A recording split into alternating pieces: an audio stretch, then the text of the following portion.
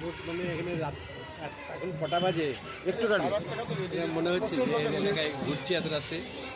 আপনার আশার সম্বন্ধে একটুখানি বলবেন।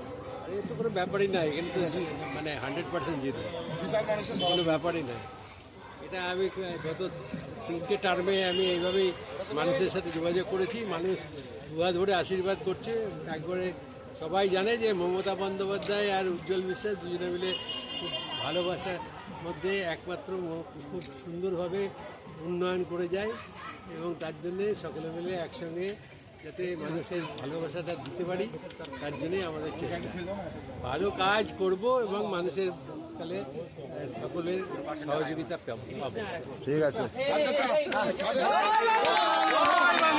তাড়াতাড়ি আমাদের। হ্যাঁ,